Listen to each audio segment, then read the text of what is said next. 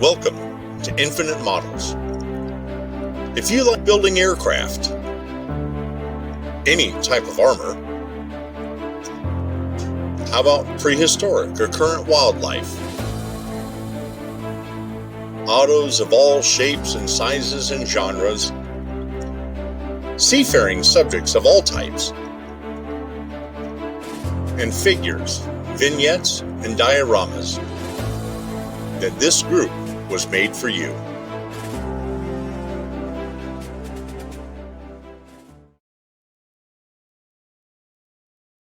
I was thinking about the transition from prop to jet. We had Bell developed the P-59. Air Comet was the U.S. first, operable jet. The Brits had the Gloucester. What was it? I can't remember the name of the jet. It was by Gloucester, I believe. It was the British first operational jet. The Germans at the end of World War II, they were flying Me-262, the Schwalbe. They had the He-162, the Volksjager. They even had a jet that had 4 engines of the type that were on the Me-262. The designation eludes me, but they had several jets at the end of the war. Was it the Meteor? Thanks, Wayne. And Charles said it, Gloucester Meteor. I was going to say that, but it just didn't seem right. But it seems like the Meteor was later, but I believe you guys. And Charles says Blister Meteor. Okay, I think he meant Gloucester. But anyway, so jets were coming along.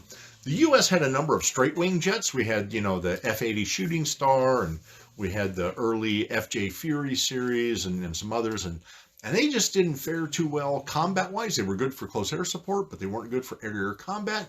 The AR-234, there you go. Thanks, Paulo. And Trey Jack has jumped in. What is the current or upcoming group build? Trey, I've already addressed it. Please rewatch this. You'll see it. The current group build is cinematic, anything from the big screen to the little screen. But I don't want to do it again. I've already done it for everybody. Thank you for joining us. But when I post this, when I'm done, go back and rewatch this whole live, and all the information on group builds is there. And Kevin Studley has joined. Oh my goodness. Another name from the past.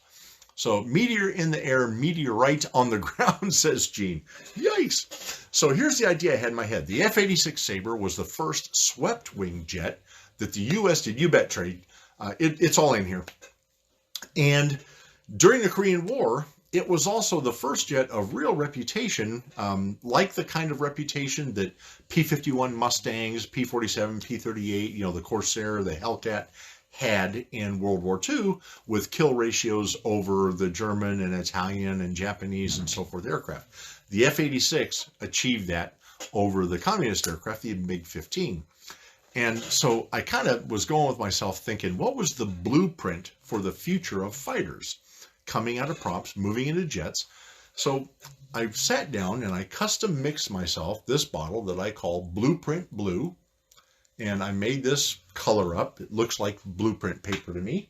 And then I went and I had the Academy 148 scale F-86F Sabre on my shelf. I still have the Hasegawa high grade F-86F that has a nice resin cockpit with it and all that. But I was thinking, what made a good blueprint for a future jet fighter? And I decided, after painting my overall F-86 in blueprint blue, then I started applying a white wash to it to make it look like a 3-dimensional blueprint. And even in the cockpit, I was applying with white pencil across all the instruments, the combing, the seat, the side consoles. And then I took all that and I put a white wash using acrylic white paint. That's an enamel. And I started building what I called the blueprint for a future fighter. I thought this was kind of a cool concept, until I had to sand out and redo some stuff. So this wing needs some repairing. This side of the fuselage needs some repairing. This side doesn't look bad, but I only got back to here. I haven't finished on the aft end. And I hate scribing. I hate scribing. I suck at scribing. But the concept, and Stanley says, I need to do that. I'll catch up comments here in a minute, guys. But this was my idea for a 3D blueprint for the future of fighter aircraft. And the problem is I just kind of failed at executing it, which is why it went from my workbench to the shelf of doom, and now it's gone from the shelf of doom to the drawer of shame. And here it is. One day I'll pull it out, I'll do the scribing, and I'll try to finish it. But I thought this was kind of a cool concept, and I just wanted to share this model with you guys, even though it's not finished, maybe give you a little inspiration. This is how I think outside the box to do cool stuff. And Bo says you can do cool stuff like that with larger scales. Yeah, so Tim says it's a sweet idea. So just giving you guys, I'm sharing this with you as a little, it's unfinished, but you get the concept.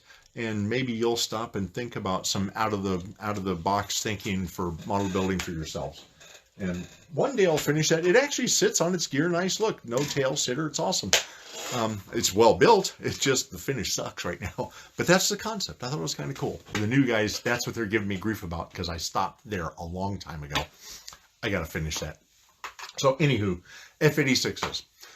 59th Fighter Wing and the 4th Fighter Wing were both in Korea for the Korean War flying F-86 Sabres. They got there in late 1950 and they flew them right up until the ceasefire in July of 1953. In the meantime, the communists had rushed over 500 MiG-15s down to Manchuria on the Chinese side of the Yalu River. And so they had over 500 MiG-15s. And they faced off against about 142 F-86 Sabres between the 4th and the 59th Fighter Wings. And in the 59th, you had the 39th Fighter Squadron, and there was another fighter, I can't remember, there's 2 fighter squadrons. And so it was like 4 fighter squadrons worth of F-86 Sabres that kind of paired off or squared off against over 500 MiGs. So during the Korean War, you know, there was an awful lot of claims for kills. Matter of fact, at the end of the war, the North Koreans had claimed over 600 F-86s downed. I just told you that we had 142 total in country. They claimed over 600 were shot down. Same on the U.S. side. U.S. pilots claimed a lot more, MiGs and other aircraft than they actually shot down. But hi, Kimberly. You're going to love the comments I made about you and Andrew earlier, and I got your back, Kimberly. Good to see you in here tonight, darling. I know you've been taking care of all those kids. You're like the little old woman who lived in a shoe, got all those kids that you take care of to do. But I got your back. You'll love the replay. Sorry. You'll love the replay. And I was beating on Andrew and commending you, Kimberly, because.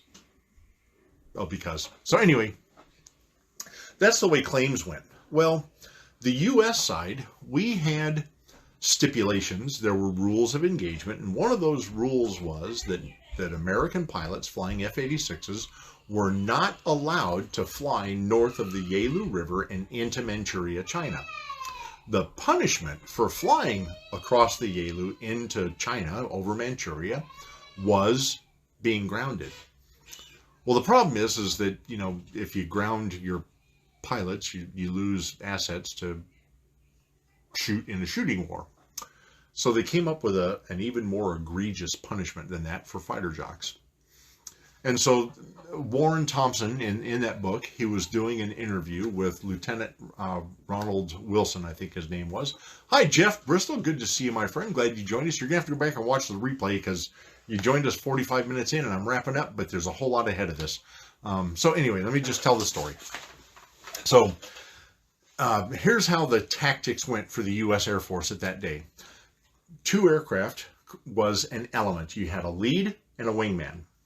And if you put 2 elements together, you had a flight. Number 1 lead and his wingman. Number 2 lead and his wingman.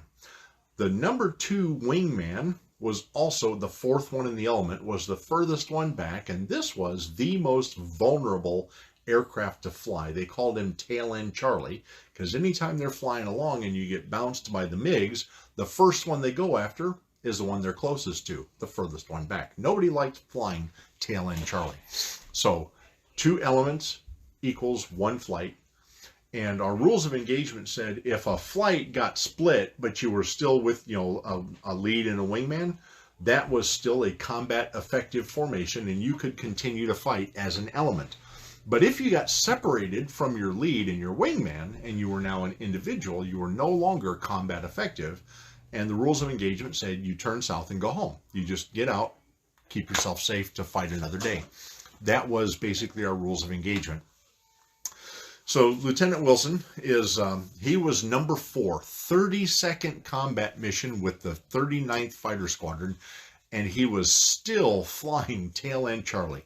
Not happy with that, but they were flying north, and they were in an echelon left, or a fingertip formation left, so he was on the left side of the formation, furthest guy back, and they're flying along at about 45,000 feet early in the morning, heading up along the Yalu River in the area called MiG Alley. And he says, you know, it was a beautiful day, clear day, not a cloud in the sky, not even low cloud cover so people could play cat and mouse and hide under the clouds, over the clouds. It was just clear, you know, from the surface all the way beyond 50,000 feet. They're flying at 45, clear blue, beautiful sky. So visibility was not a problem for this day's missions. The problem they were having is that each of those 4 planes were throwing off some very heavy and very persistent contrails behind them. And if you understand what a contrail is, as a wing cuts through the atmosphere, any moisture in it, as you know, the air moves above and below the wing, it causes quick movement and quick lowering in temperature. And so the water vapor condenses and becomes a mist off the wingtips. You can look up and see airliners do it all the time. They leave contrails off the engines, the wingtips. Well, these guys were leaving contrails, the water vapor, that were not only heavy, but very persistent, which means after you went through, they stayed in place, which showed where you were and where you're going. So your direction, your heading, any turning is all perfectly visible to the enemy. So they were worried that they were going to be spotted, but that was the bad news. But the good news is everybody was given enough contrails that day, and they weren't the only F-86s, and as it turns out, they were not the only aircraft in the area that morning. So they're flying along 45,000 feet, and they're getting mind-altering chemtrails. So they're heading into the area. They're south of the Yalu River, approaching the MiG Alley, 45,000 feet, and they start to hear other U.S. pilots coming up on the radio that are bouncing and engaging MiG-15s who have come out of Manchuria, south of the Yalu River, and they're getting into these dogfights. And you can hear the voices on the radio. Guys are, you know, getting excited, and you can really hear them starting to bear down and grunt as they're pulling G's and turns, going after each other, trying to get inside, you know, get the maybe get some quick deflection shots off at the enemy. The F-86 was beautiful. It had those 6 forward-firing 50 caliber machine guns. The MiG-15, on the other hand, had one 23 millimeter and one, I think it was like a 15 or 18 millimeter cannon in the nose. And so hits from those cannons were pretty impactful. But the weight and the velocity and the sheer volume of 50 cals that we were sending through the air were also quite devastating to aircraft. So they're listening to all this. They were flying with underwing tanks. The tanks had been dry, but you know, if you don't engage, you take them home. Why waste them? So they're flying north 45,000 feet, got the tanks, giving off contrails, listening to all the combat, and all of a sudden they hear, and the 39th Fighter Squadron was called the Cobra Squadron, and so they always used call signs of some venomous, poisonous, aggressive snake. On this particular mission, they happened to be Cobra Flight, so they were Cobra 1 through Cobra 4. And they're heading north, and all of a sudden, the Lieutenant Wilson hears Cobra Flight, punch externals. So boom, they drop all their external fuel tanks, get the weight, you know, and increase the maneuverability. The F-86 is all taken care of there. And no sooner had they punched their tanks, he hears Cobra Flight break left, which means somebody's rolling in, they're getting ready to get bounced, and they need to make a break to save all the aircraft. And he is, again, tail end Charlie. First one that's going to be fired upon. Well, in a fingertip formation with him on the left, breaking left means the whole flight, both elements were breaking into him. And that's the hardest position to maintain appropriately. Distance, your spatial orientation. The aircraft tend to, you know, when you brake, everybody does this. Well, they should be like this instead of like this. They're not doing, you know, a Blue Angels or a Thunderbirds flyby, so you don't want a formation. He wants to actually drop or maybe elevate and keep his lead from being attacked. And so breaking into him and him having to maneuver for some altitude, difficult thing to do. But this guy, he's able to maintain his spatial orientation. He keeps a good view on his lead's wing. They make their hard break, and they turn through about just shy of 180 degrees. They roll out and look, not a MiG to be seen. You have no idea why they just made this break, but they roll out, not a MiG to be seen. Lieutenant Wilson starts scanning the sky, and he sees 4 MiGs directly overhead at 12 o'clock high. So he calls his lead and lets him know, hey, 4 bandits, 12 o'clock high. And the lead breaks the opposite way, and they start this circling climb to go up and go get these MiGs. And since they were all overhead, the MiGs were above them, but they were going in the same direction. So if you start this climbing ascent, you come in behind them because you're giving up all the ground in that big turn. So they start this, and they're coming around, and they're gaining altitude, but the MiGs see them and start climbing. 2 F-86 Sabres chasing 4 MiG-15s. MiGs start climbing. They can outclimb the F-86, but they had already gained the altitude and kind of come in along them at 45,000 feet again. And so the F-86 was faster, flat, and they're firewalled now, and they're going after these guys. And they're pulling up, and the lead, when they get within about 2,000 feet of the last place, tail end Charlie of the MiGs, he starts firing his 50 cals. Well, our tactics were to remain in an element of 2 or a flight of 4, but you always stayed in a pair. The MiGs, their tactics were nothing like that. The minute he starts firing, all 4 of them go in different directions. They don't break, and they're all over the sky. It was like the Bombers formation out of the Blue Angels. And so they decide to stay with tail end Charlie. So they roar after MiG number 4, and this MiG starts climbing to try to get away, climbing steeper. In the meantime, the F-86 had closed pretty good in the distance, so the lead, number 3 plane in this flight, is just hammering away with his 50 cals. He's scoring hits. He's hitting the MiG. Pieces are coming off. It starts smoking, and it tips over a little bit, and he starts losing altitude. But the guy turned north, and he's running for the Yalu River, because the Chinese know, or whomever was flying, it could have been any of the communists, it could have been Russians, it was communists flying those airplanes. He heads north because he knows as soon as he gets across that Yalu River, he is safe. So they're trying to get this plane before he gets across the river, and number 3, he is fired out. He's shot all of his 50 cal rounds, and he's got nothing. He can start throwing bricks at him, but he calls Lieutenant Wilson, says, I'm fired out, you take lead, finish this, sucker off. So they switch positions, and Lieutenant Wilson rolls in, and he gets under 2,000 feet to the airplane, and he starts opening up. And he's scoring more hits, he's landing more hits, more crap's coming off the MiG, and lo and behold, it actually tucks over and it goes supersonic, right into the ground. Boom! Well, when he was chasing that MiG, his lead, instead of staying with him as a wingman, departed and started circling, looking for anybody that would come jump him. Now, he's got nothing to defend him with, but the enemy doesn't know that. But he starts looking for anybody going after who's now his lead. So what that means is, when the MiG tucked over and went supersonic and hit the ground, he wasn't there to witness it. There was no second set of eyes on the MiG he downed. That's also when he realized that chasing the MiG, it hit the ground, not the river. And when it hit the ground, there was no river in sight, which means they were well north of the Yalu River in Manchuria, China. So he turns and starts scooting south and realizes they're starting to get, precious fuel is getting low. And they turn and head home, and they go back to base, and they land, and they roll out, and they start doing their post-flight debrief. And they're going through the whole mission scenario, 45,000 feet, contrails, listen to the radio, fights are starting, punch the tanks, brake left, roll out a brake, MiGs above, we roll in to go get them, MiGs scatter, right? No wingman, no lead. And you want all this. They need all this information, so we start to understand their tactics so that we can better counter them to increase our, kill ratios and how they operate. And so they're doing all this, and they claim the kill for the MiG-15. And when they get down to documenting that, and it is learned that the MiG-15 went into the ground north of the Yalu River, here's where the wing commanders came up with an even better way to punish their pilots. Instead of grounding them, they get no credit for any kill north of the Yalu River. None. Won't even consider it. They said, we'll call it a probable. Nobody saw it, and it was north of the Yalu. You can either accept the probable or be grounded. Nobody.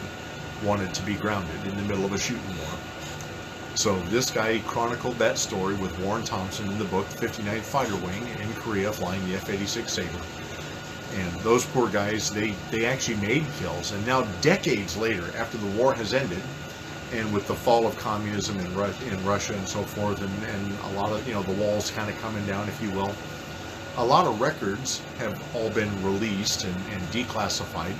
And we have learned years later that a great number of MiG-15s limped their way north of the Yalu after combat encounters south of the Yalu River, and the pilots would wait until they were out of visual range of gun cameras and American crews and punch out of their aircraft because it was too stricken to land. Or they would wait till they were out of gun range, and some of them just flat crashed. Some of them with the pilot still in the plane, some of them without. But we killed far more MiGs than we were ever able to technically take credit for, and we didn't find out until years later. And so the F-86 and the reputation that it gained as a dogfighter and for its capability and air-to-air superiority, very well earned. Unfortunately, there was an overclaim during the war, so a lot of people were skeptical, and it took years and years and years until those records came available that we now understand it was that good of a fighter. And therefore, I see as the blueprint for all future fighter aircraft.